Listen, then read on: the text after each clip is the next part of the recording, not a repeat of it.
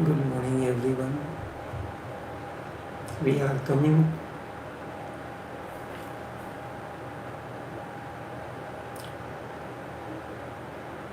via, we are coming live via Facebook streaming, via YouTube streaming, and also via Skype online. Some places, Eid, greetings to each one of us.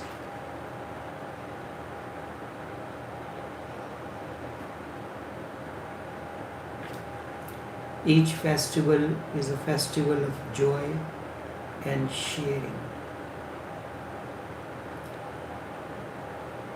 Awakening of kundalini, a two-way process.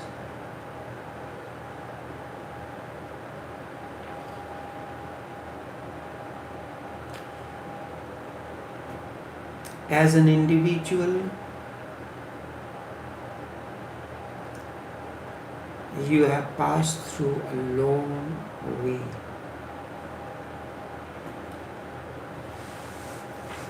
It is said that our teeth carries the impressions of the past experiences. Sometimes we clench our teeth during certain moments of emotions, and things like that happen.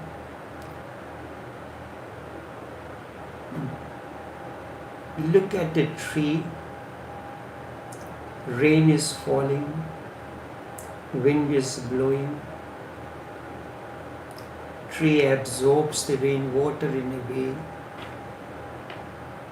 allows the wind to enter. Through kundalini, you will come to know the rain, the way not only you know rain and flow of the wind in a way, but kundalini, but the tree knows it in a different way. Each sentient and insentient way experiences the existence in a unique way. Through kundalini, you come to know the rain the way a tree knows, even though we have not known it so clearly as the tree does. But of course, we have been trees and many other things too. So anything can happen during meditation. Apart from this, we begin to glimpse our future possibilities. We will not know that we have been in the past, and we will come to know what we can be in future as well. After one has entered the path of kundalini, after one has entered the path of kundalini, and its journey has begun, then your story, your life as an individual comes to an end, and the story of consciousness begins. As long as first you are ego, then ego vanishes, you are an individual. And with the awakening of kundalini, and once you have entered its pilgrimage,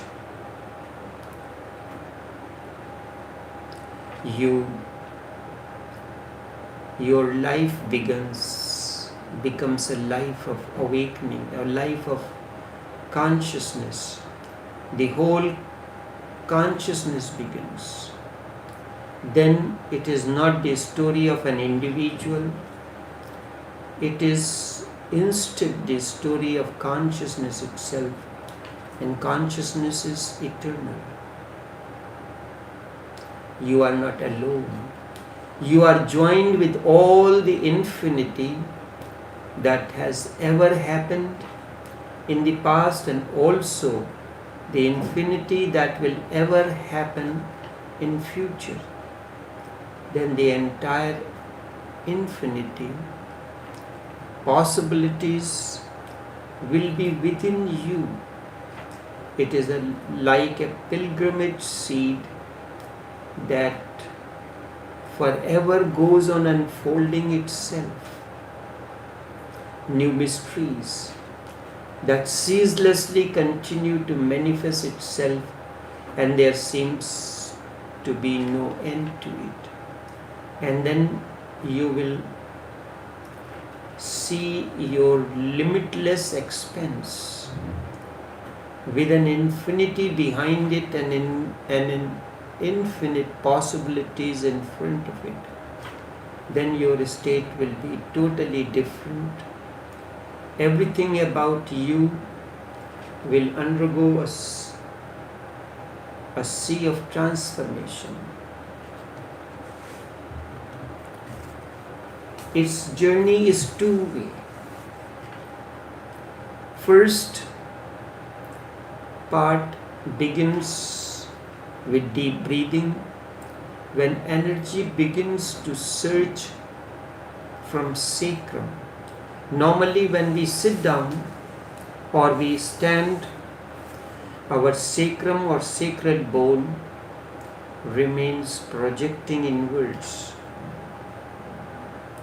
Your back does not make a 90-degree angle when the earth, that is very important. So with deep breathing, it gets hammered, it begins to arise,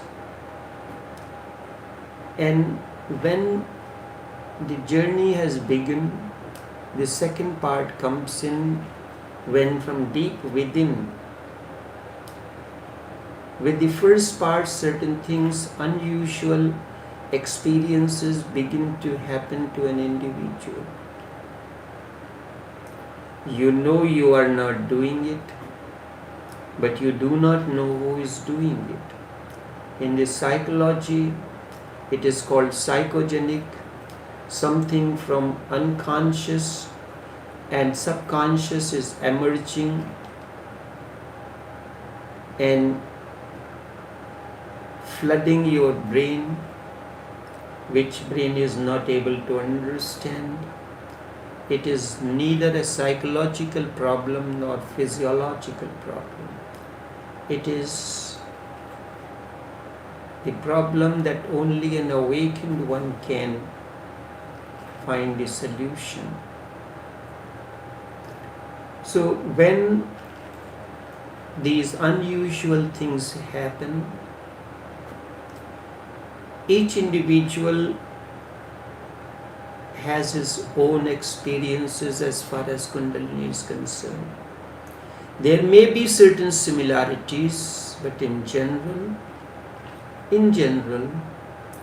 but each individual grows in his or her own unique way.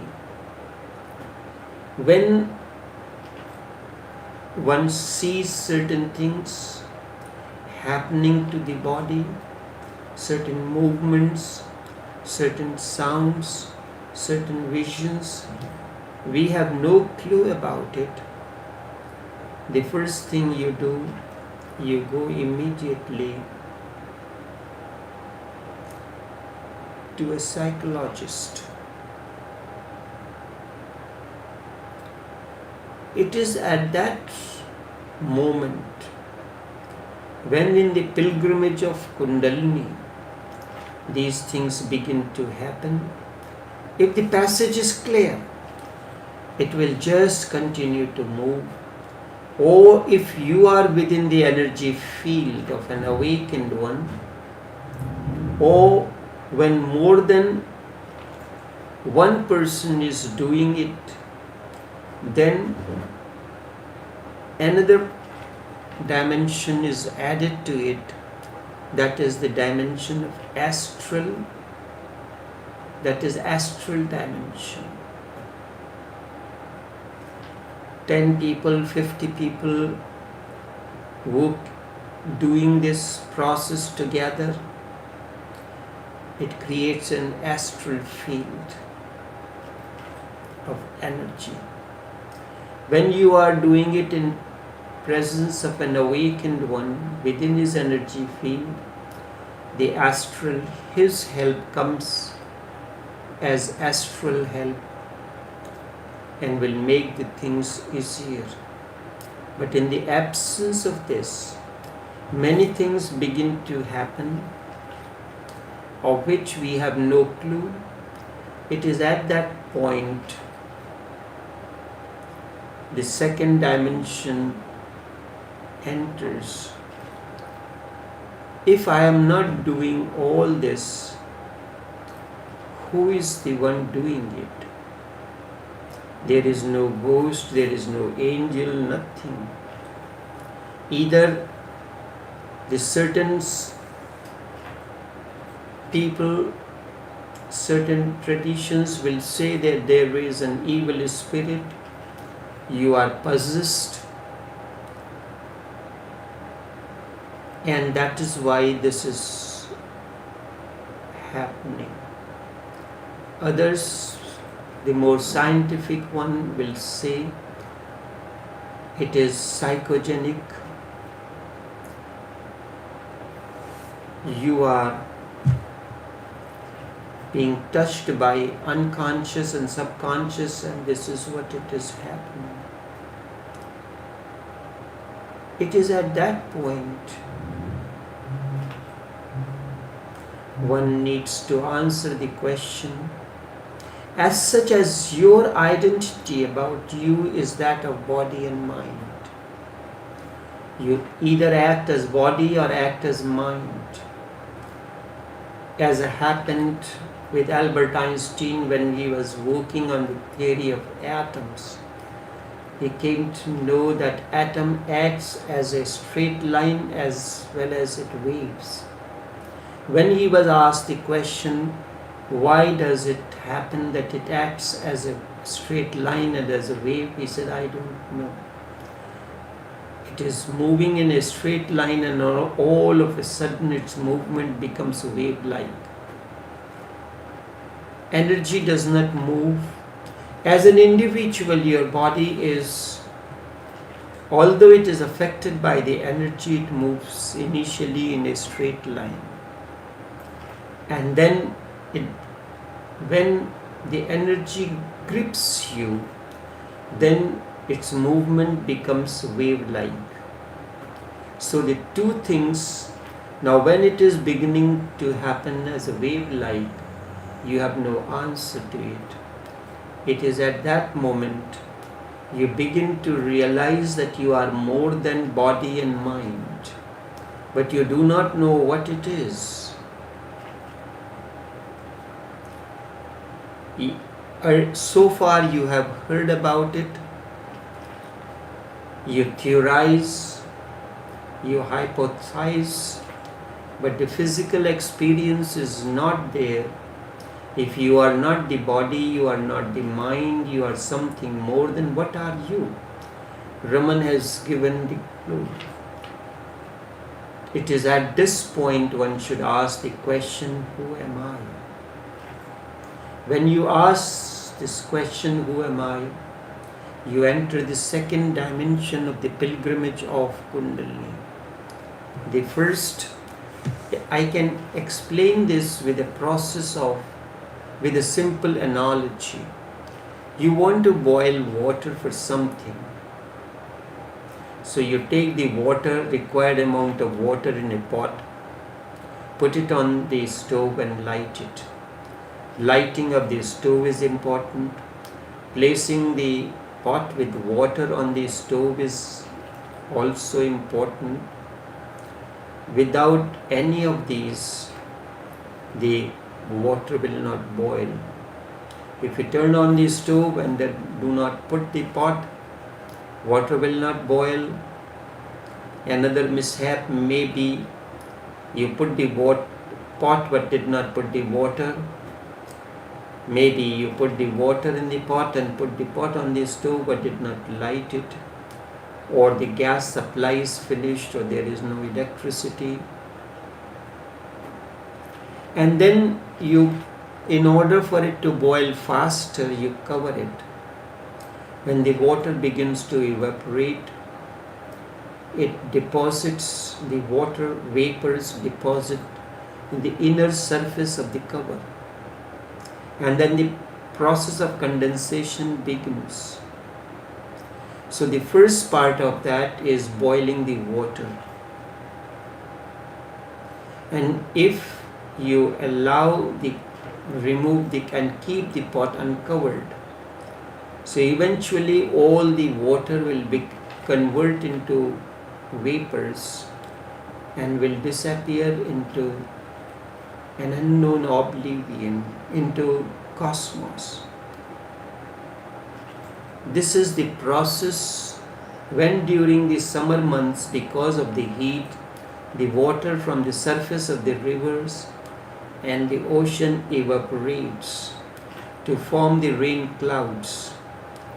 The rain cloud, because of the process of the condensation, shower as rain. The water may be from a muddy surface of the pond, but when it goes through the process of evaporation because of the heat and condensation, rainwater is considered to be purest.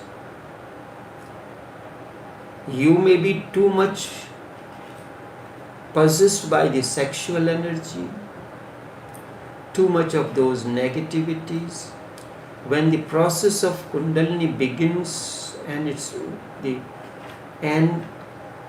it is finished, all those emotions which were once considered to be impure becomes pure.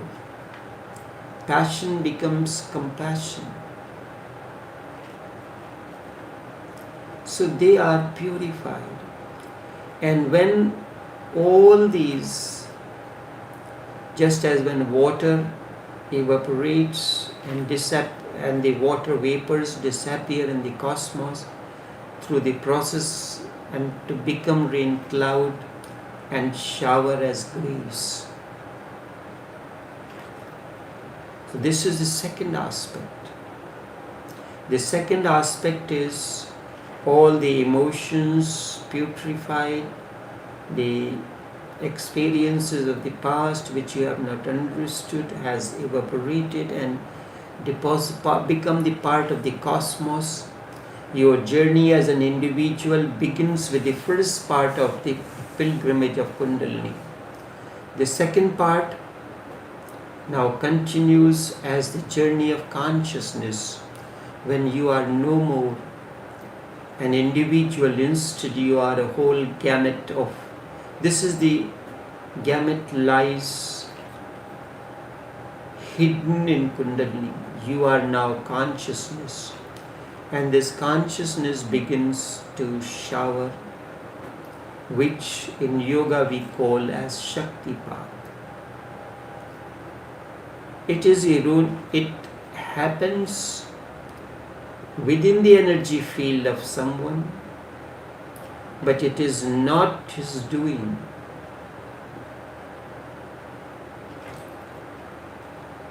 When you are sitting in a room on your desk to write something, you have a pen, you have a piece of paper, you have turned on your AC, you have turned on the light.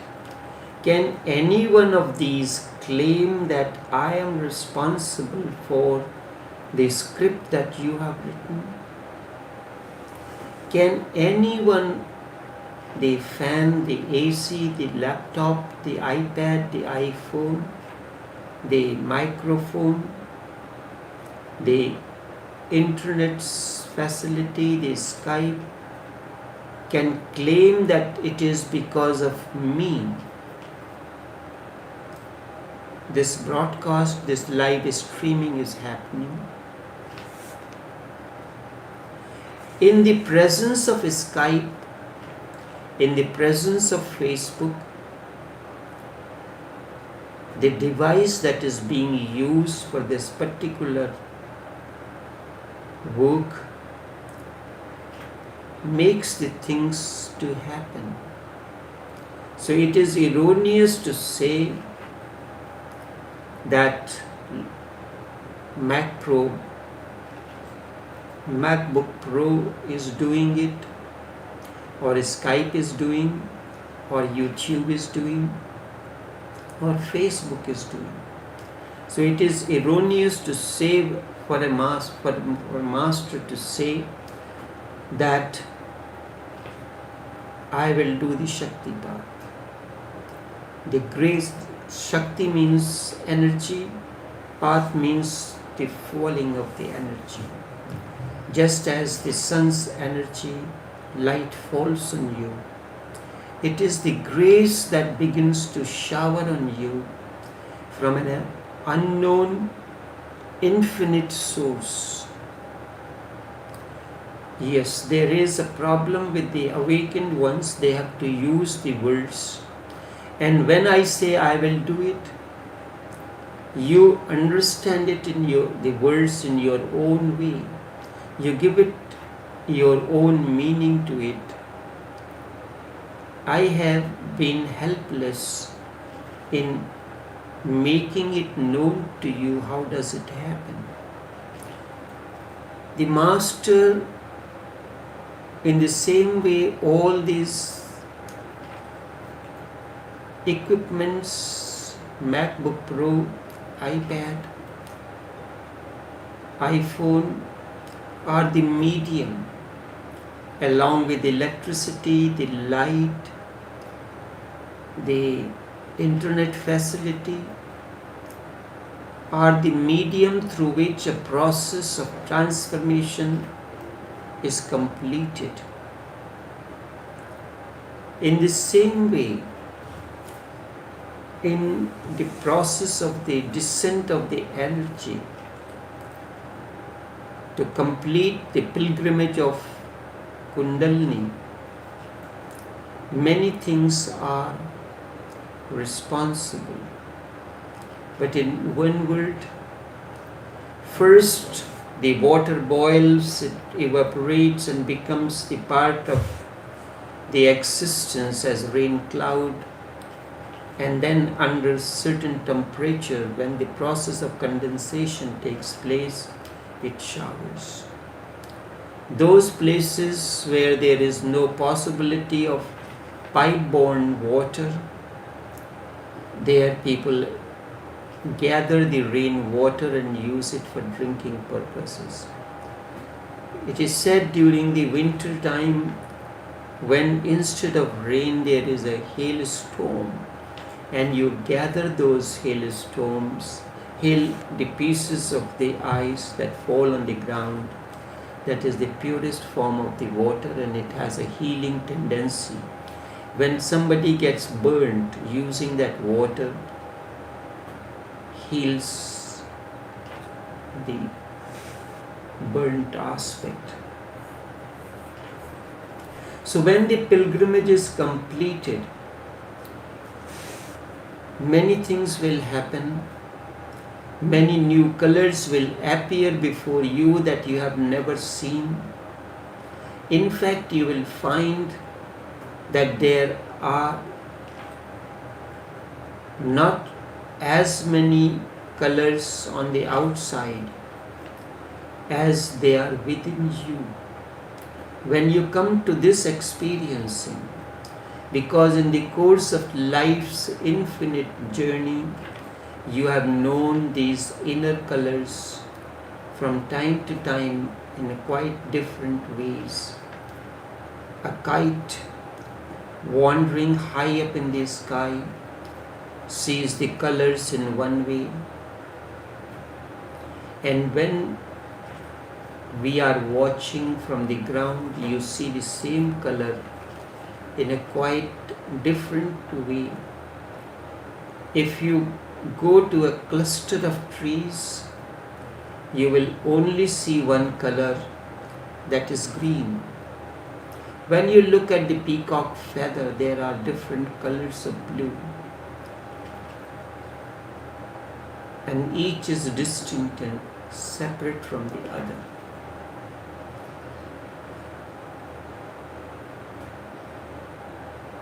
In the cluster of trees, you will see only one color, green, but if a painter goes to the same cluster of trees, he will see 1,001 hues of green color. Green is not one single color. There are 1,000 hues or shades of it. And not even two shades are same.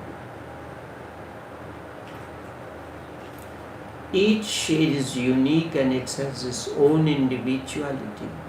To us, green is simply green, and the matter ends. We have a broad and gross, generalized concept of the color green and the things that happen around us. That is very gross and generalized way. There is nothing more to it. But the reality is quite different from what we know. Green is not one color, instead it is a combination of 1,001 hues, shades. As such, every color has 1,001 shades within it. So when you go within yourself, you will go through those sands of very fine, subtle and rare experiences. In the matter of sensory perceptions, man is a weak and poor creature. Animals and birds are far more superior to him. Sense organs of animals and birds are much more powerful than man. The sensitivity of the birds and animals is simply profound, both in height and depth. But what they lack, they cannot know it consciously. They cannot think about it. But their sensitivity, their alertness, their experiencing is nonetheless very profound and deep. There is a certain bird, it says that in the coastal areas where there is a possibility of cyclones and other calamities, a few days before the bird that dwells on the tree nearby gets the symptoms and it moves away from its place of dwelling to some safe place. The fishermen use these as indications of the weather conditions, and they know that something is going to happen. There is a particular kind of a bird in Japan and Andaman and Nicobar Islands of this southern coast of India. These birds leave their villages a full 24 hours before the earthquake rocks the village. When that bird is not seen anywhere in the village, the inhabitants immediately know that an earthquake is bound to occur within 24 hours. Even with modern scientific instruments, this precision lacks. It cannot predict or forecast the impending earthquake or the danger, be it tsunami, be it flood, be it cyclone. But the forecast made by these birds is 100% correct. Their sensitivity is far higher, acute and infallible than the most precise instruments.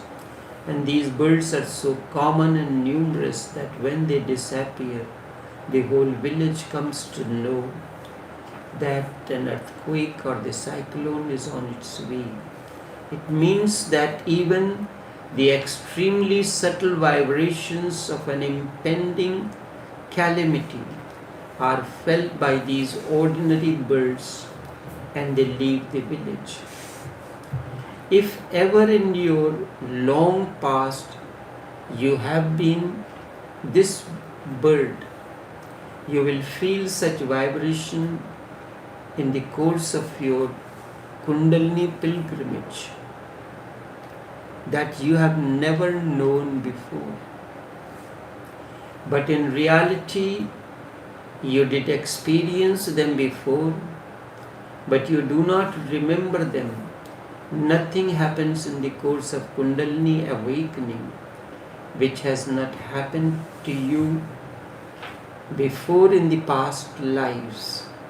So you will see the colors that you have never seen. You will hear the sounds that you would have never heard. Certain movements will happen that you have never known. All these things happen in the pilgrimage of kundalini.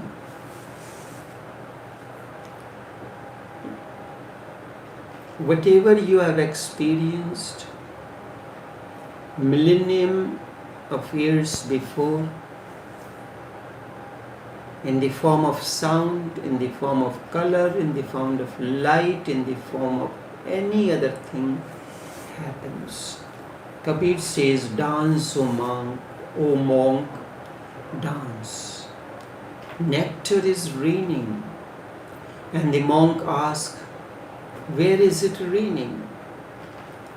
Now Kabir's rain of nectar is not happening on the outside. It is inner experience.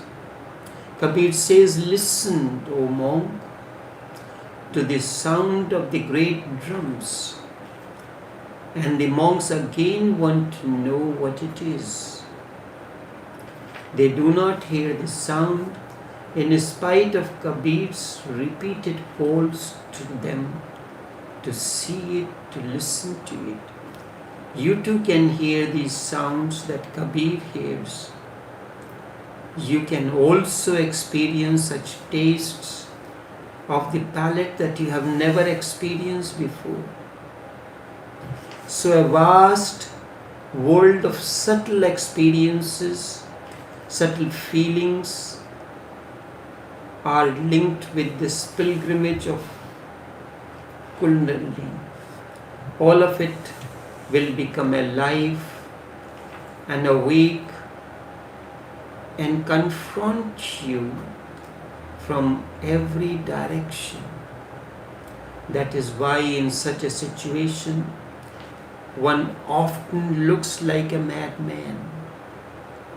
Because when we are quietly sitting, he suddenly breaks into the laughter, for he comes to see something that you cannot understand.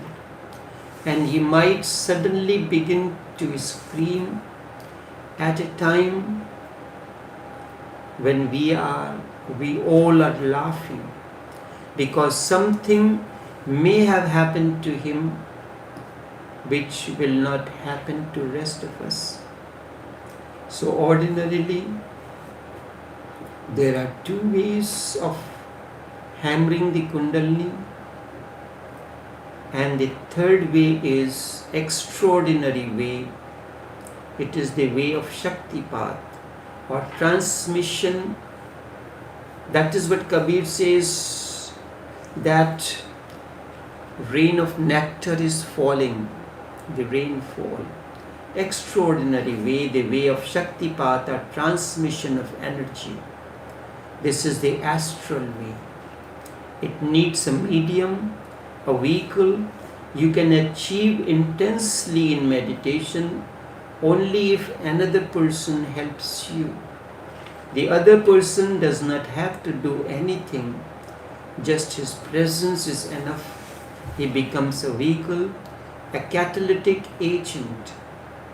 Infinite energy permeates the world all over. It is just a question of tapping it. Now we fix an iron rod in our rooftop so that when lightning strikes, the house passes through the rod and sinks into the earth. The lightning passes through the house and enters the earth. Lightning can strike the house in the absence of the iron rod and will destroy the whole house. But the iron rod is a recent discovery. Lightning has been there from times immemorial. The Shakti path of lightning has been there for long. But we thought of the rod only recently. So the awakened one becomes the rod. Man is surrounded all over by infinite energy, which can be used for his spiritual growth, for his transformation. Infinite energy is there, and all of this can be utilized in his spiritual development. To do this, however, a medium, a vehicle is needed. You can become your own medium for this to happen, but initially it is a dangerous process.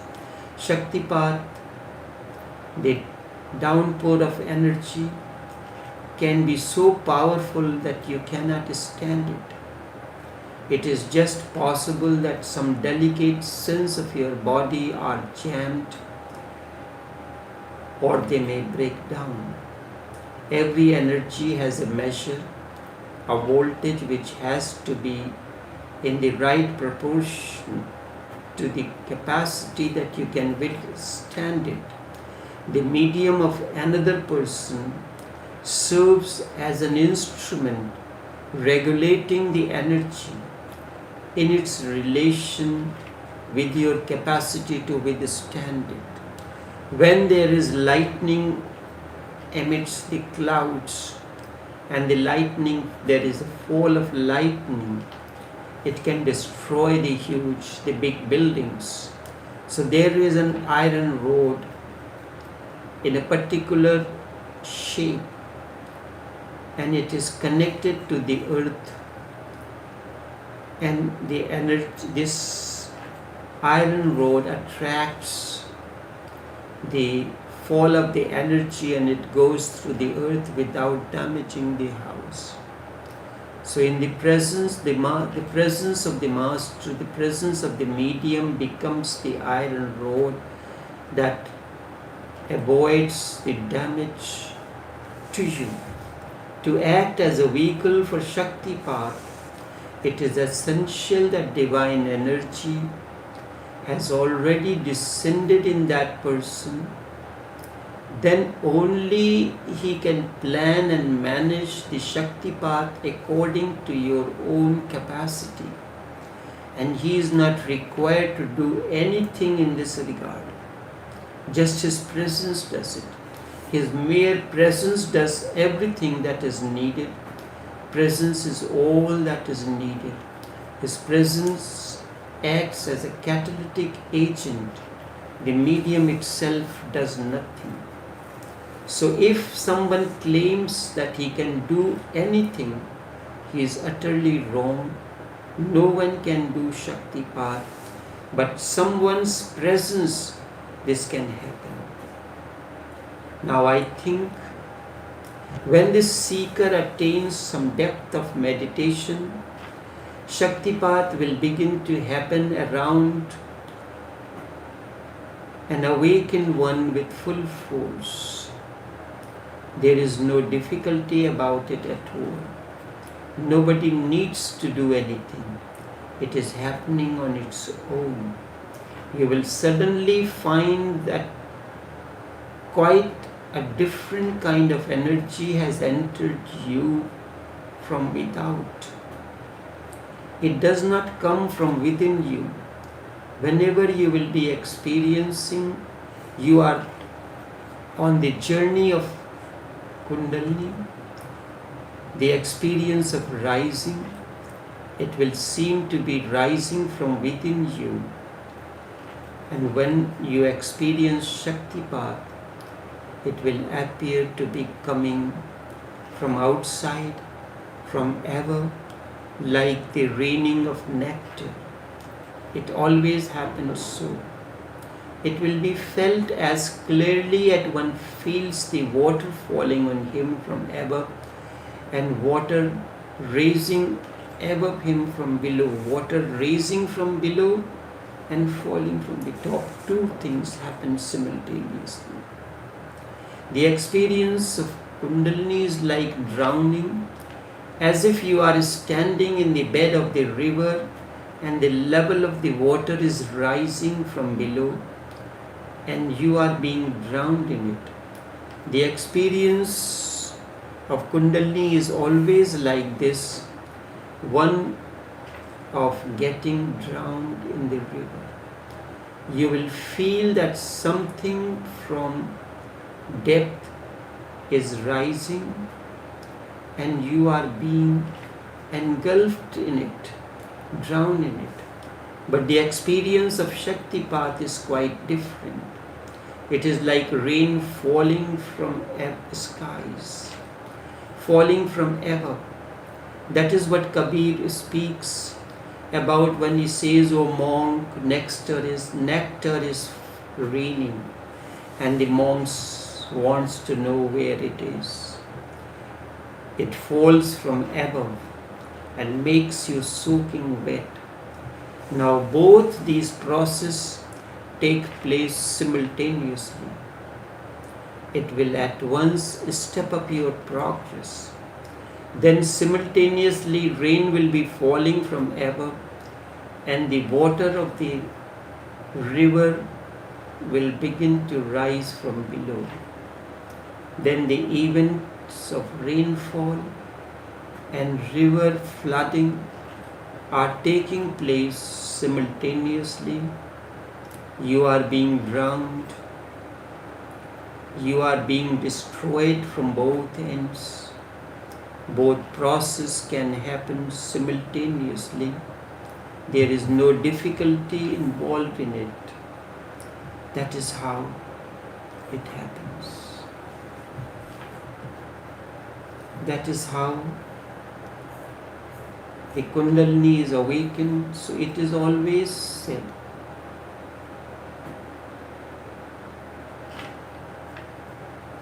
that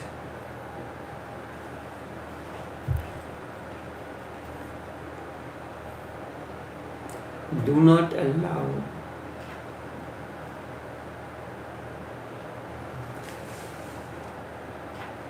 this to happen with a novice. I will take next week. There are certain aspects of it still remain incomplete, questions relating to kundalini, and so I will take it in the next session. Until then, take care and do have a pleasant day.